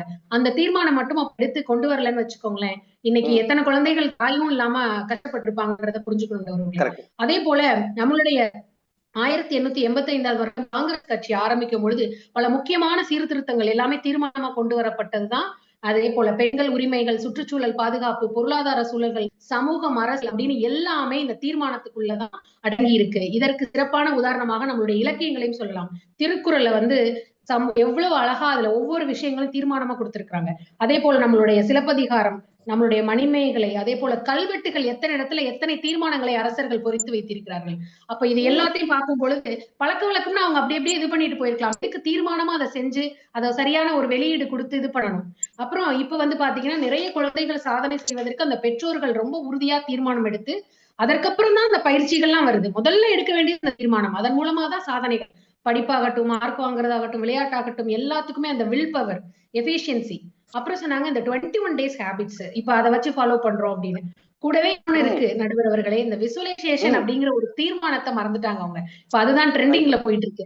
என்ன வாங்கணும்னு நினைக்கிற, ஒரு கார் ஓட்டணும்னு நினைக்கிறியா, அந்த கார் நீங்க கூட சொன்னீங்க, நான் ஓட்டினா என் மனைவி இப்படி சொல்லுவாங்க, உறவினர்களோட போனா இப்படி சொல்லுவாங்கன்னு சொன்னீங்க. கார் ஓட்டணுங்கிற தீர்மானத்தோட எப்படி அதை ஓட்டணும், எந்த நேரத்து வண்டியில போகணும், எந்த மாதிரியான வீடு வேணும்ன்ற தீர்மானங்கள் உறுதியா இருந்தா அது உன்னுடைய வாழ்க்கையில நடைபெறும் அப்படின்னு சொல்றாங்க. அப்போ தீர்மானங்கள் உறுதியாக இருக்க வேண்டியது மிக மிக அவசியம். அப்புறம் இப்ப ஒரு இதுல ஒரு சின்ன கதை சொல்லலாம் நடுவர் அவர்களே. ஒரு குதிரை, ஒரு நிமிஷம் சரி நடுவர் அவர்களே. அப்ப நான் உங்களுக்கு ஒரு இலக்கியத்தை சொல்லிட்டே அப்படியே வரலாற்று சிறப்பு இதையும் ஒண்ணு சொல்லிட்டு அப்படியே என்னுடைய நிறைவு பகுதிக்கு வந்துடுறேன். நம்மளுடைய கப்பலோட்டிய தமிழன் வ.உ.சி ரொம்ப மிகப்பெரிய ஒரு விஷயங்களை செஞ்சு நமக்காக கப்பல் அப்படிங்கிற ஒரு விஷயத்த கொண்டு சுதேசி இதுல கொண்டு வந்தாரு. அப்ப தீர்மானமா அதை வாங்கியே ஆவேன்னு சத்தியம் செஞ்சுட்டு இங்க இருந்து போறாரு நடுவர் அவர்களே. அங்க போயிருக்கும் போது அவருக்கு ஒரு கடிதம் போகுது, உங்களுடைய மகன் நிறைக்கும் தருவாயில் இருக்கிறார் நோய்வாய்ப்பட்டு, நீங்க உடனே திரும்பி வாங்க அப்படின்னு சொல்லிட்டு. ஆனா அவர் என்ன செஞ்சாரு தெரியுமா, தீர்மானமா நான் சத்தியம் பண்ணி கொடுத்துட்டு வந்திருக்கேன், இந்த கப்பலை வாங்காம நான் திரும்பி வரமாட்டேன், என்னுடைய மகனுக்கு கடவுள் பாத்துக்குவாரு அப்படின்னு சொல்லிட்டு அவர் உறுதியா நின்னு அந்த தீர்மானத்தை நிறைவேற்றினார் நடுவர் அவர்களே. அது எவ்வளவு பெரிய வரலாற்று மிக்க சாதனை, அதை யாராவது மறுக்க முடியுமா? அதே போல நீலாவதி அப்படிங்கிற ஒரு பெண்மணி, அவங்க ஜாதி மறுப்பு திருமணம் செய்தவங்க, காந்திஜியோட ஃபாலோயர். அவங்க ஆட்சி பொறுப்புல இருங்க அப்படின்னு சொல்லி காமராஜரையாவே அவங்களுக்கு மந்திரி பதவி கொடுக்கும் பொழுது, நான் காந்திஜியிடம் சத்தியம் பண்ணியிருக்கிறேன், பொது சேவை செய்ய வேண்டும் என்றால் எந்த பதவியும் வகிக்க மாட்டேன் என்று தீர்மானமாக அவரிடம் சத்தியம் செய்திருக்கிறேன், அதனால எனக்கு எந்த பதவியும் வேண்டான்னு, கிடைச்ச பதவியை கூட வேணான்னு தீர்மானமா இருந்தாங்க நடுவர் அவர்களே. அப்ப இத்தகையான வரலாற்று சாதனைகளுக்கான சான்று நம்மகிட்ட இருக்கும் பொழுது எது பெருசுன்னு உங்களுக்கே தெரிஞ்சிருக்கும். அதே போல பாத்தீங்கன்னா நிறைவா கீதையை சொல்லி நிறைவு செய்கின்றேன். பலன்களில் பற்று இல்லாமல் கடமையை செய்வது அப்படின்னு சொல்லியிருக்காரு. அப்ப இந்த இறைவனிடம் சரணடைவது, பக்தியை உறுதியாக மேற்கொள்வதெல்லாம் எங்க இருந்து வருது? நமக்கு கிடைக்கக்கூடிய ஒரு மன அமைதி வேணும், ஒரு ஆனந்தம் வேணும்னு நினைக்கிற ஒரு முடிவுக்கு தான் நம்ம இந்த இதுக்கே போறோம். அப்ப இதெல்லாம் என்னதுல பண்ண முடியும்? நம்ம தீர்மானம் இருந்தா மட்டும்தான். அந்த பழக்க வழக்கங்கள்னு சொல்றாங்கல்ல, அதுல 2 கேட்டகரி இருக்குங்கிறத அவங்க மறந்துட்டு மட்டும் பேசுறாங்க நடுவர்களே. தீர்மானங்கள் நல்ல பழக்கங்களை வளர்க்க வேண்டும். அந்த தீர்மானம் உறுதியா இருந்தா தான் நல்ல பழக்கங்களா இருக்குங்கிறத புரிஞ்சுக்கிட்டு, தீர்மானங்கள் தான் புத்தாண்டை மட்டுமல்ல நம்மளுடைய வாழ்க்கையில் ஒவ்வொரு நாளையும் சிறப்பாக்குகின்றது அப்படிங்கிறத நீங்க தீர்ப்பா கூறுவீங்கன்ற நம்பிக்கையோட விடை பெற்றுக் கொள்கிறேன். நன்றி, வணக்கம். Super madam, super. புத்தாண்டை புதிதாக்குவது தீர்மானங்கள் தான் மேடம். ஆக்சுவலா நீங்க சொல்லும் போதுதான் நான் சொன்னேன், இவங்க வந்து அந்த கிளாஸ்ல தூங்கிட்டாங்கன்னு நினைக்கிறேன் மேடம் பாடம் எடுக்கும்போது. அதனால இவங்க பாதி விஷயத்த எல்லாத்தையுமே மறந்துட்டாங்க. அதே மாதிரி அந்த படத்துல சிவாஜி கணேசன் சொன்னது, விதை நான் போட்டது அதுதான் தீர்மானம். இவங்க இதெல்லாம் விட்டுட்டாங்க மேடம். அது ஏன்னு தெரியல, அந்த டீம்காரங்களுக்கு அம்னீசியா உண்டு நான் நினைக்கிறேன். அது மட்டும் இல்ல, இவங்க பண்ற பழக்க வழக்கங்கள்ல நிறைய தப்பா வேற போயிடுது அப்படின்னு சொல்லியிருக்கீங்க. தப்பா போன பழக்க வழக்கங்கள்னாலதான் இவங்க எல்லாமே இப்படி ஆயிட்டாங்க அப்படிங்கிறது உங்களுடைய வாதம் நினைக்கிறேன். அது சரியாக இருந்திருந்தால், அந்த தீர்மானங்கள் சரியாக இருந்திருந்தால் இந்த பழக்க வழக்கங்களே தேவையில்லை. அது மட்டும் இல்லாம நீங்க நிறைய சொன்னீங்க, சமூக நீதிக்கான இந்தியாவினுடைய தீர்மானங்கள், மது ஒழிப்பு தீர்மானங்கள், திருக்குறளை திருவள்ளுவர் போட்ட தீர்மானம் தான் அப்படின்ட்டாங்க. எனக்கு இதுக்கு மேல என்ன சொல்லனே தெரியல. சுதேசி கப்பலுடைய தமிழன் போட்ட தீர்மானம், நீலாவதி போட்ட தீர்மானம், கடைசி மகாபாரதத்திலிருந்து பகவத்கீதையிலிருந்து கடமையை செய், அதுதான் கரெக்டான தீர்மானம். தயவு செய்து இந்த பக்கத்துல பழக்க வழக்கத்தெல்லாம் கேட்டுட்டு இருக்காத அப்படின்னு சொல்லிட்டாங்க.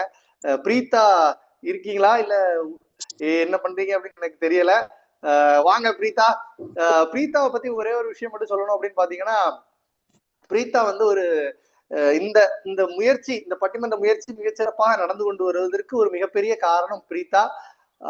பிரீதா ஒரு அருமையான ஒரு ட்ரெயினரும் கூட. என்னதான் பலவிதமான ட்ரைனிங் இருந்தாலும் இந்த பேச்சு அப்படிங்கிறது அவங்களுக்கு ரொம்ப பிடித்தமான ஒரு விஷயம். சமீபத்துல நாங்க எல்லாருமே சேர்ந்துதான் சவாலே சமாளி அப்படிங்கிற ஒரு பேச்சு நிகழ்ச்சி கூட பண்ணோம். ரொம்ப சந்தோஷம். பங்கெடுத்து அவங்களும் ஒரு நல்ல பாராட்டு எல்லாமே கிடைச்சிருக்கு. அந்த நிகழ்ச்சியும் நாளைக்கு வருது, அதையும் பாருங்க. இப்போ இன்னைக்கு பழக்க வழக்கங்கள் தான் சிறப்பு, தீர்மானங்கள் அநேகமா மேடம் லாவண்யா மேடம் பேசிட்டு போனப்பறம் எவ்வளவு பேச முடியும்னு எனக்கு தெரியல. பட் பிரீதா, அது உங்க கையில தான் இருக்கு, உங்க அணியை தூக்கி நிப்பாட்டுறது. வாங்க வாங்க பிரீதா. அனைவருக்கும் பிரீதா சுகுமாரனின் இனிய மாலை வணக்கம். நம்முடைய புத்தாண்டை புதிதாக்குவது பழக்க வழக்கங்களே அப்படின்ற அணியில பேசுறதுல மிகவும் மகிழ்ச்சி. நடுவர் அவர்களே, என்னோட வாதத்தை துவங்குறதுக்கு முன்னாடி உங்ககிட்ட ஒரு சில கேள்விகள் மட்டும் எனக்கு இருக்கு. ரொம்ப சிம்பிளான கொஸ்டின் தான், டஃபாலாம் இருக்காது. நடுவர் அவர்களே, இப்போ உங்க வீட்டை பூட்டிட்டு கிளம்புறீங்க, சாவிய பத்திரமா பைக்குள்ளதான் வைக்கிறீங்க. ஆனா போன இடத்துல அந்த பைய பத்திரமா வச்சுட்டு வந்துடுறீங்க. திரும்பி வீட்டுக்கு வந்து பார்த்தா பையும் இல்ல, சாவியும் இல்ல. இப்போ உங்களுடைய நிலைமை என்ன அப்படின்றத ஓரிரு வார்த்தைகள்ல உங்களால சொல்ல முடியுமா? ஒரே வார்த்தையில சொல்லணும்னா கவலைக்கிடம். ரொம்ப கவலைக்கிடமான ஒரு நிலைமை. சிம்பிள். உங்க வீட்டுல இது முதல் சினாரியோ நடுவர் அவர்களே. இரண்டாவது சினாரியோ என்ன அப்படின்னா, உங்க வீட்டுல ஒரு 50,000க்கு இன்வெஸ்ட் பண்ணி நல்லா ஒரு டிடிஹெச் எஃபெக்டோட பாக்குற மாதிரி பயங்கர ஃபெசிலிட்டிஸ் ஃபீச்சர்ஸ் எல்லாம் இருக்கிற மாதிரி ஒரு பெரிய டிவியை வாங்கி மாட்டி இருக்கிறீங்க. என்ன பிரச்சனை அப்படின்னா, நீங்க இருக்கிற அந்த வீட்டுக்கு கரண்ட் கனெக்ஷன் கிடையாது. இப்போ உங்களுடைய நிலைமை எப்படி இருக்கும்? இப்ப இன்னொரு கவலைக்கிடம். சூப்பர் நடுவர் அவர்களே. மூணாவது கேள்வி, இறுதி கேள்வி. உங்க வீட்டுல கேஸ் ஸ்டவ் 1 இல்ல 2 இல்ல 3 இல்ல 4 ஸ்டவ்ஸ் இருக்கிற மாதிரி, அதுவும் எலக்ட்ரிக் கேஸ் ஸ்டவ் வாங்கி வச்சிருக்கிறீங்க. நல்லா உங்க மனைவி அருமையா பொங்கி போடுவாங்க அப்படின்ற ஆசையில நீங்க அந்த அடுப்பை வாங்கி வீட்டுல வச்சிருக்கிறீங்க. விஷயம் என்னன்னா, உங்க வீட்டுல சமைக்கிறதுக்கு எந்தவித பொருட்களும், அதாவது பலசரக்குகளும் இல்ல, காய்கறியும் இல்ல, பேசிக்கான ஒரு அரிசி கூட இல்ல. இப்போ உங்க நிலைமை எப்படிப்பட்ட ஒரு நிலைமையா இருக்கும்? ஆக்சுவலா இப்ப வீட்டுல பெண்கள் யாரும் சமைக்கிறது இல்லல்ல, ஆண்கள் தான் சமைக்கிறாங்கப்பா. ஆண்களோ பெண்களோ பொருள் இல்லாம உங்களால சமைக்க முடியுமா? இதுதான் என்னுடைய கேள்வி. முடியாது. இவ்வளவுதான். என்னுடைய வாதத்தை இதன் மூலியமாவே துவங்கணும் அப்படின்னு நான் ஆசைப்படுறேன். என்ன விஷயம்னா, இவ்வளவு நேரம் இந்த புத்தாண்டை புதிதாக்குவது தீர்மானங்கள் தான் பேசின அணியினர் சொன்னது எப்படி இருந்ததுன்னா, எனக்கு பூட்டு மட்டும் இருந்தா போதும், சாவி இல்ல, நான் கதவை உடைச்சு கூட திறந்துக்கிறேன், எனக்கு கரண்ட் இல்லைனாலும் பரவாயில்ல, நான் வாங்கி வச்ச டிவியை வெறிக்க பாத்துட்டு மட்டுமே இருக்கிறேன், என்கிட்ட அரிசி பருப்பு பலசரக்கு எதுவும் இல்லைன்னா கூட பரவாயில்ல, நான் வாங்கி வச்ச அடுப்பு அழகா இருக்கே அப்படின்னு பார்த்துட்டு மட்டுமே இருக்கேன், அதுல எனக்கு வயிறு நிறைஞ்சிரும்ன்ற மாதிரி இருக்கு. அதாவது இங்க மனசு இருந்தா பத்தாது நடுவர் அவர்களே, மார்க்கம் இருக்கணும். நீங்க உங்க மனசார பல தீர்மானங்களை எடுக்கிறது முக்கியம் கிடையாது. அந்த தீர்மானங்களை பழக்க வழக்கங்களா மாத்தி உங்களோட வாழ்க்கையில ஒரு மாற்றத்தை, அதாவது ஒரு மார்க்கத்தை ஏற்படுத்துறீங்களா அப்படின்றதுதான் இங்க முக்கியம். அதுக்காக தான் நான் சொல்றேன், இந்த புத்தாண்டை புதிதாக்குவது தீர்மானங்கள் அல்ல, பழக்க வழக்கங்கள் அப்படின்னு. நம்ம மாரீஸ்வரன் அண்ணா வந்து ரொம்ப அழகா சொன்னாரு, முதல் பேஸ் ரொம்ப ஸ்ட்ராங்கா இருக்கணும், முதல் கோணல் முற்றிலும் கோணல். நீங்க எழுப்ப போற பில்டிங்க பத்தி எல்லாம் எங்களுக்கு கவலை இல்ல. நான் கேக்குறேன், பேஸ்மெண்ட்டை மட்டுமே வச்சு என்ன பண்ணுவீங்க? நான் ஆல்ரெடி சொன்ன கதைதான், பேஸ்மெண்ட்டை பார்த்துட்டே மட்டும்தான் இருக்க முடியும். ஒரு நாள் இல்லைன்னா ஒரு நாள் அந்த பில்டிங் எழுப்பி ஆகணுமே. அது மட்டும் இல்லாம எங்க தன்மானத்தை காப்பாத்துறதே தீர்மானம் தான் அப்படின்னு சொன்னாரு. இல்ல, உங்க தீர்மானத்தை நீங்க பழக்க வழக்கங்களா மாத்தலனா அது உங்க தன்மானத்தை காப்பாத்துது, அது உங்களுக்கு அவமானமா மாறிடும். அதை என்னைக்கும் மறந்துடாதீங்க. அதே மாதிரி நம்ம லாவண்யா மேடம் வந்து நிறைய வரலாற்று விஷயங்களை வந்து அடுத்தடுத்து அடுக்கி வச்சுட்டே இருந்தாங்க. நான் சொல்றேன், ஒரு காந்தியினுடைய அகிம்சை, ஒரு நேருவினுடைய நேர்மை, ஒரு காமராசரினுடைய எளிமை, ஒரு சுபாஷினுடைய வீரம், இப்படி நம்மளுடைய வரலாற்று தலைவர்கள், விடுதலை போராட்டத்துக்காக போராடின அனைத்து தலைவர்களும் தன்னுடைய தீர்மானமான அகிம்சை, நேர்மை, எளிமை, வீரம் அப்படின்றத பழக்க வழக்கமா மாத்தி அத தன்னுடைய ஃபாலோவர்ஸ் பின்பற்றி வரணும்னு ஒரு விஷயத்த அங்க வலியுறுத்தல அப்படின்னா இன்னைக்கு நமக்கு சுதந்திரம் கிடையாது நடுவர் அவர்களே. அப்போ resolutions are not only the solutions. நல்லா புரிஞ்சுக்கங்க, தீர்மானங்கள் மட்டும் இங்க உங்களுக்கு எந்த விடையுமே கொடுத்துட போறது கிடையாது. பழக்க வழக்கங்கள் தான் உங்களுடைய பிரச்சனைகளை சால்வ் பண்ணி அதுக்கான சொல்யூஷன்ஸ கொடுக்கும். இன்னைக்கு சொன்னாங்க, புத்தாண்ட புதிதாக்குறது தீர்மானங்கள், தீர்மானத்தை எடுங்க, அப்புறம் பழக்க வழக்கங்கள் எல்லாம் பாத்துக்கலான்னு. ஒவ்வொரு தடவை புத்தாண்டப்பையும் நீங்க எடுக்கிற தீர்மானமே பழசா இருக்கே, நீங்க எங்க இருந்து அந்த தீர்மானங்களை பழக்க வழக்கங்களா நான் மாத்துவேன் அப்படின்னு நாங்க எதிர்பார்க்கிறது. அதனாலதான் சொல்றோம், நீங்க எடுக்கிற தீர்மானத்தோட நின்றாதீங்க, அத கொஞ்சமாவது பழக்க வழக்கத்துக்கு கொண்டு வாங்க அப்படின்னு. அதாவது இங்கிலீஷ்ல ஒரு கோட் சொல்லுவாங்க, பிராக்டிஸ் மேக்ஸ் அ மேன் பெர்ஃபெக்ட்னு சொல்லுவாங்க. ஒரு மனுஷனை யாருமே ரெசல்யூஷன்ஸ் மட்டுமே எடுத்துட்டுருங்க, அது உங்களை சிறப்பான மனுஷனா மாத்திரும் அப்படின்னு யாருமே சொல்லல. நீங்க பிராக்டிஸ் பண்ணுங்க, பழக்க வழக்கங்களுக்குள்ள கொண்டு வாங்க, அதுதான் உங்களை ஒரு சக்சஸ்ஃபுல் பர்சனா மாத்தும் தான் நம்மள சொல்லியிருக்கிறாங்க. அதாவது முயற்சி செய், உன்னால் முடியும் வரை அல்ல, நீ நினைத்த காரியம் முடியும் வரை. தீர்மானம்ன்றது என்ன தெரியுங்களா? முடிஞ்சா பண்ணுவோம், முடியலனாலும் ஒன்னும் பிரச்சனை இல்ல, அடுத்த வருஷம் நியூ இயருக்கு அதே மாதிரி ஒரு தீர்மானத்தை எடுப்போம். இப்படிதான் இருக்கிறாங்க இன்றைக்கு தலைமுறையர். அதனாலதான் சொல்றாங்க புத்தாண்ட புதிதாக்குறது தீர்மானங்கள்னு. கிடையவே கிடையாது. நம்ம நினைச்ச காரியம் முடியணும்னா அந்த இடத்துல பழக்க வழக்கம்னு ஒரு விஷயம் இருந்தா மட்டும்தான் அது முடியும்.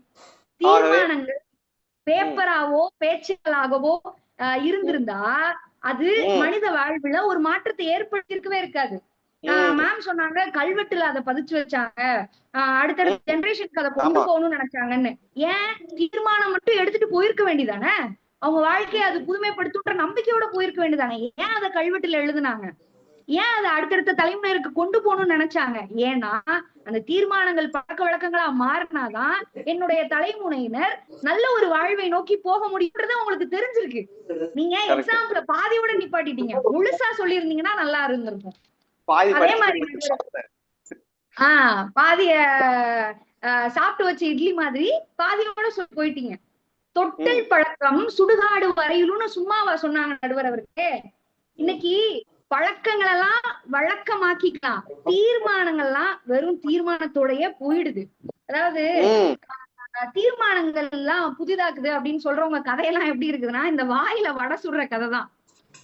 இந்த உளுந்த வடைய அப்படியே அந்த உளுந்த ஆட்டி வெங்காயத்தை போட்டு கொத்தமல்லிய போட்டு சுட சுட தட்டி தட்டுல வச்சா அப்படின்னு பேசலாம். அதுக்கு மாவை ஆட்டணும், அதுக்கும் முன்னாடி உளுந்த ஊற வைக்கணும், அப்புறம் அந்த மாவை எடுத்து தட்டணும், அப்படி அதுல வெங்காயம் போடணும்னா அதை நறுக்கணும். இப்படி இத்தனை விஷயங்கள் பண்ணாதான் அந்த நீங்க எதிர்பார்க்கிற சுட சுட அந்த உளுந்த வடை உங்க தட்டுல வந்து நிக்கும். அப்ப நீங்க வெறுமனே வாயில வடை சுட்டுட்டு இருந்தா மட்டும் உங்களோட காலமே மாறிட போறது கிடையாது. ஆகவே இந்த புத்தாண்டை புதிதாக்குவது பழக்கங்கள் மட்டுமே அப்படின்னு சொல்றேன். இறுதியா ஒரே ஒரு செய்தியை சொல்லி முடிச்சுக்கணும்னு நினைக்கிறேன் நடுவர் அவர்களே.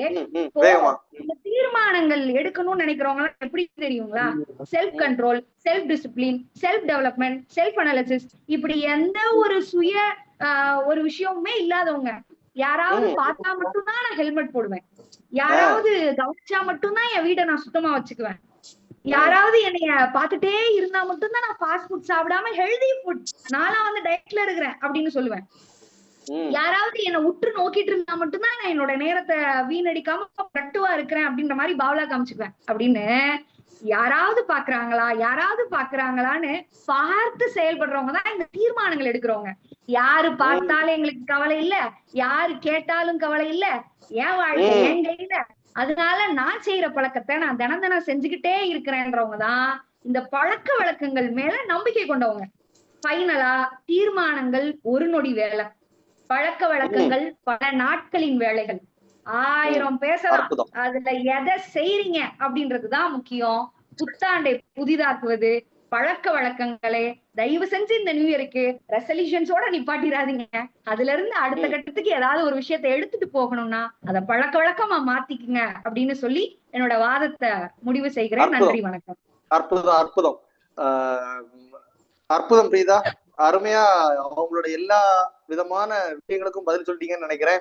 பவுண்டர் மட்டும் போட்டா போதுமா, அதுல உட்கார்ந்துட்டே இருந்தா போதுமா, அடுத்தது ஒண்ணு செய்ய வேண்டாமா அப்படின்னு கேட்டீங்க. ஏராளமான தேச தலைவர்கள் எல்லாம் உள்ள கொண்டு வந்தீங்க. காந்தி, நேரு, சுபாஷ், இவங்க எல்லாம் போட்டது தீர்மானங்கள் மட்டும் கிடையாது, வெற்றி பெற்ற வைத்தது அவங்களுடைய பழக்க வழக்கங்கள். அப்புறம் தம்பிக்கு வேற ரொம்ப கோபமா சொல்லியிருக்கீங்க, தம்பி நீ தன்மானம் இல்ல தம்பி, அது அவமானம் ஆயிரும், பழக்க வழக்கம் இல்லை அப்படின்னு அவனுக்கு சொல்லியிருக்கீங்க. Practice makes a man perfect. பழக்க வழக்கம் தான் ஒரு மனுஷனை வெற்றியா மாத்தும், கதைக்கு உதவாது அப்படின்னு ரொம்ப அழுத்தம் திருத்தமா சொல்லிட்டு போயிருக்கீங்க. இப்ப நீ அடுத்தது எங்க அண்ணன் ஜெயக்குமார் என்ன பதில் வச்சிருக்காப்லன்னு தெரியல. ஏன்னா நீங்க பேசும்போது நான் அப்ப கவனிச்சேன், அண்ணன் குனிஞ்சு எழுத்தா இருந்துச்சு. எழுத்தாணியை வச்சு இன்னும் 1000 திருக்குறளை இருப்பாரு அப்படின்னு நான் நம்புறேன். அண்ணன் நான் இப்ப அழைக்கிறேன். ஆக்சுவலா இந்த ஜெயக்குமார் சார் ஒரு வார்த்தைகள் ஜெயக்குமார் சார் பத்தி சொல்லணும் அப்படின்னு பாத்தீங்கன்னா, ஜெயக்குமார் சார் கிட்டத்தட்ட இந்த 2020 நான் அந்த பேச்சு துறைக்கு வந்திருப்பேன். ஒவ்வொரு குழுக்கள்லையா இணைவதற்கு முயற்சி செய்யும் போதெல்லாம் எனக்கு துணையாக, உச்ச துணையாக நின்று பஞ்சு குருகுலத்துல நான் பயிற்சி பற்றை முடிப்பது வரை எனக்கு எப்பவுமே பில்லராக இருந்து, இன்றைக்கும் ஒரு கடைசி நேரத்துல நம்முடைய குழுவில் இருந்த ஒருத்தர் பேச வர முடியாத போது, நான் இருக்கேன்டா, தம்பியுடையான் படைக்கஞ்சான் இல்ல, அண்ணனுடையானும் படைக்கஞ்சான் தான், வாரண்டா சிங்கமே அப்படின்னு சொல்லி நமக்காக இன்னைக்கு ஜாயின் பண்ணாங்க. தீர்மானங்கள் அணியில புத்தாண்டை புதிதாக்குவது உங்களுடைய பழக்க வழக்கங்கள் அல்ல, தீர்மானங்கள் அப்படின்னு பிரீதாவுக்கு என்ன பதிலடி கொடுக்க போறாங்க அப்படின்னு பாக்குறதுக்காக வெயிட் பண்ணிட்டு இருக்கோம். வாங்க வாங்க. அன்னை தமிழுக்கும் எனது அருமை பெற்றோர்களுக்கும் நம்மை காக்கும் இயற்கைக்கும் இனிய நடுவர் அவர்களுக்கும் எனது அணி சக பேச்சாளர்களுக்கும் என்ன பேசணும் அப்படின்னு முன்னாடியே தீர்மானிச்சுட்டு வந்த எனது அருமை எதிரணி சக பேச்சாளர்கள் அனைவருக்கும் இனிய மாலை வணக்கம். ஸோ புத்தாண்டை புதிதாக்குவது தீர்மானங்களா பழக்கங்களா? தீர்மானங்கள் அப்படின்னு தான் நான் நினைக்கிறேன். எனக்கு புத்தாண்டு அப்படின்னு சொன்னதும் பாரதியார் நினைவு வராரு. சென்றதினி மீளாது மூடரே. நடுவர் அவர்களே, இது யார சொல்றாருன்னு உங்களுக்கு நல்லா தெரியும்னு நினைக்கிறேன். பாரதி அன்றே கணித்தார் பாரதி. சென்றதினிது மீளாது மூடரே, நீர் எப்போதும் சென்றதையே சிந்தை செய்து குன்றளிக்கும் கவலை என்னும் குழியில் வீழ்ந்து குமையாதீர், சென்றதனை குறித்தல் வேண்டா, இன்று புதிதாய் பிறந்தோம் என்று நெஞ்சில் எண்ணம் அதை திண்ணமுற இசைத்து கொண்டு தின்று விளையாடி இன்புட்டிருந்து வாழ்வீர் அப்படின்னு அழகா பாரதி சொல்றாரு. போன விஷயம்லாம் போகட்டும்ப்பா, போன நாட்கள் எல்லாம் போகட்டும். இவங்க பேசுறத பார்த்தா இங்க வந்திருக்கிற பங்கேற்பாளர் கூட இனிமேல் வாழ்க்கையில தீர்மானமே எடுக்கக்கூடாது அப்படின்னு நினைச்சிருவாங்க போல. முடிஞ்சதெல்லாம் முடிஞ்சு. சோ இனி வரக்கூடிய விஷயங்கள் எப்படி இருக்கணும் அப்படின்றத பத்தி தான் யோசிக்கணுமே தவிர அதற்கான ஒரு உத்வேகம் தான் இந்த தீர்மானம் அப்படின்னு சொல்லக்கூடிய நாம இன்னைக்கு பேச வந்த விஷயங்கள். நடுவர் அவர்களே, இந்த 3 பேரும் ஒரு நல்ல தீர்மானம் எடுத்துட்டாங்க. இன்னைக்கு நான் வந்து பழக்க வழக்கத்துல தான் பேச போறேன் அப்படின்னு சொல்லிட்டு, சோ அதனால கிடைத்த தகவல்களை நல்லா திரட்டி உருட்டி அழகா அவங்களுடைய பழக்கத்துல அழகா சொல்லிட்டாங்க. ஆனா அதற்கான காரணம் அவங்க எடுத்த உறுதியான அந்த தீர்மானம் தான். அப்படி போடுங்க. அன்பு சகோதரர் ரொம்ப அழகா ஆரம்பிச்சாரு செல்வகுமார் ஐயா அவர்கள். சக்சஸ் ஈக்குவல் டு ப்ராடக்ட் அப்படின்னாரு. அவருடைய பணியெல்லாம் அப்படியே சொல்லிட்டாரு. இது நல்ல ஒரு ப்ரீ மார்க்கெட்டிங்கா இருக்கு, இதெல்லாம் நாம பயன்படுத்திக்கலாம்னு நினைக்கிறேன். அருமையா பேசினாரு. அதுல ஒரு பெர்சன்டேஜ் நீங்க வந்து டெய்லி பண்ணீங்கன்னா உங்களுடைய வாழ்க்கையில நீங்க வந்து அவ்வளவு பெர்சன்டேஜ் கூட்டிடலாம் அப்படின்னு சொன்னாரு. அந்த புத்தகம் நானும் படிச்சிருக்கேன். ஆனா புத்தகம் வாங்கணும் அப்படின்ற தீர்மானம் எனக்கு எப்ப வந்துச்சு அப்படின்னா, அந்த புத்தகத்துல உள்ள விஷயங்களை யாரோ சொன்னதுக்கு அப்புறம் அந்த தீர்மானத்தை எடுத்து நான் படிக்க ஆரம்பிச்சேன். அன்பு நடுவர் அவர்களே, நாங்க வந்து எதிரணிக்கு எதிரானவர்கள் கிடையாது. அதை நீங்க குறிப்பா புரிஞ்சுக்கணும், அவங்களும் புரிஞ்சுக்கணும். நாங்க பழக்க வழக்கங்கள் தப்புனே சொல்லலை. இன்னைக்கு நாங்க பேசுறது எங்களுடைய பழக்க வழக்கம். இப்போ கடைசி நிமிடத்தில் வாய்ப்பு கொடுத்தாலும் பேசுறது அப்படின்றது இந்த பழக்க வழக்கம், பேச்சு அப்படின்ற பழக்க வழக்கம் தான், இல்லைன்னே சொல்ல. ஆனா தீர்மானம் அப்படின்றது ரொம்ப ஸ்ட்ராங்கா இருக்கணும். தீர்மானம் சொன்னாங்க, ரொம்ப அழகா சொன்னாங்க. பேஸ்மெண்ட்டை வச்சு என்ன பண்றது அப்படின்னாங்க. ஏங்க பேஸ்மெண்ட் இல்லாம என்னங்க பண்ணுவீங்க நீங்க? புரியவே இல்லை. சின்ன வயசுல உங்களுக்கு அடித்தளம் அப்படின்னு ஒரு ஆசிரியர் போட்டு வச்சாங்கல்ல, அவங்க உங்களுக்கான பேஸ்மெண்ட். இப்போ அவங்க நீங்க மறந்துட்டீங்க அப்படின்னு அர்த்தம். உங்களுக்கு கையை பிடிச்சு எழுதி கொடுத்தா நீங்க அந்த ஆசிரியரை மறந்துட்டீங்க. இப்ப நீங்க அழகா எழுதுனீங்க, உங்களுடைய எழுத்துக்களை உலகம் ரசிக்குது அப்படின்றதுக்காக பேஸ்மெண்டம் போட்டவர்கள் எல்லாம் தவறானவர்கள் அப்படின்னு சொன்னா இது எங்க போய் சேர்க்கிறது அப்படின்னு எனக்கு தெரியல ஐயா. சின்ன வயசுல அம்மா அப்படின்னு கூப்பிட தெரியாது நம்மளுக்கு, அம்மா அப்பா அப்படின்னு சொல்லி கொடுத்தது பெற்றோர்கள். சோ அவங்க ஒரு நம்மளுக்கு ஒரு தீர்மானம் கொடுத்தவங்க. ஆனா இப்ப நம்ம வளர்ந்துட்டோம் அப்படின்றதுக்காக அதெல்லாம் இல்லப்பா நான் வளர்ந்துட்டேன், நான் எவ்வளவு பெரிய ஆள் அப்படின்னு சொல்றது எந்த அளவுக்கு சாத்தியம் அப்படின்னு எனக்கு தெரியல. செல்வகுமார் ஐயா ரொம்ப அழகா சொன்னார். ரஜினி பத்தி எல்லாம் சொன்னார், ரொம்ப உத்வேகமா இருந்துச்சு. ரஜினி வந்து இன்னைக்கு டாப் ஸ்டாரா இருக்காரு அப்படின்னா அதற்கு காரணம் அவருடைய பழக்க வழக்கம் அப்படின்னு சொன்னாரு. அவருடைய ஸ்பீச் எல்லாம் அவர் கேட்கல நினைக்கிறேன். ஒரு கட்டத்துல கூலி கேட்டப்போ காசு கொடுக்க மாட்டேன் போட்டே அப்படின்னு சொன்ன காலத்துல அவர் உனக்கு முடிவெடுத்தாரு. அடுத்த வருஷம் இதே நாள் எப்படி இந்த ரஜினி அண்ணாமலை படத்துல தொடைய தட்டி சொல்லுவார்ல, அசோக் இந்த நாள் அப்படின்ற மாதிரி அழகா ஒரு தீர்மானம் பண்ணாரு. அவர் ஃபியட் கார்ல தான் வருவேன், கால் மேல கால் போட்டு வருவேன், அந்த 555 சிகரெட்டை வச்சு கையில வச்சு அப்படியே வெளியே இறங்கி இப்படி குடிப்பேன் அப்படின்னு சொன்னார்ல. ஒரு தீர்மானம், அது பழக்க வழக்கம் கிடையாது. அந்த தீர்மானத்துக்காக அவர் உழைச்சாரு, அது பழக்க வழக்கமா மாறுச்சு அப்படின்றத அன்பு சகோதரர் செல்வகுமார் அவர்கள் மறக்கக்கூடாது அப்படின்னு நினைக்கிறேன். எனக்கு உண்மையிலேயே பிடிச்ச விஷயம் சிவகணி சகோதரி தான். ரொம்ப அழகா பேசினாங்க. சாலமன் பாப்பையாலாம் கூப்பிட்டாங்க, உண்மையிலே நல்ல விஷயம். ஏன்னா அவரெல்லாம் பட்டிமன்றத்துக்கு வருவாரானே தெரியாது, அவரெல்லாம் கூப்பிட்டாங்க. அவர் சொன்னாராம் வாங்க பழகலாம் அப்படின்னாராம். எனக்கு புரியவே இல்லை. சிவகணி சகோதரி தமிழ்நாட்டுல இருக்காங்களா இல்ல அப்ராட்ல இருக்காங்களா அப்படின்னு தெரியல. வாங்க பழகலாமா, பெண்களும் பெண்ணும் ஆணும் பழகுவாங்களா, அதுக்கப்புறம் திருமணம் பண்ணி வைப்பாங்களாம். அன்பு சகோதரோட வரலாறு நினைக்கிறேன். கவர்மெண்ட் ரெசல்யூஷன் அப்படின்றத ஒண்ணு ஃபர்ஸ்ட் பாஸ் பண்ணுவாங்க. ரெசல்யூஷனை பாஸ் பண்ணிட்டு தான் அதை செயல்முறைப்படுத்துவாங்க. நாங்க மறுபடியும் சொல்றோம், நாங்கள் பழக்க வழக்கத்திற்கு எதிரானவர்கள் இல்லை. ரெசல்யூஷன் அப்படின்றது அடிப்படை. அது எங்க தவறாக போகிறதோ அங்க பழக்க வழக்கங்களும் தவறாக போகக்கூடிய வாய்ப்புகள் அதிகமாக இருக்கு.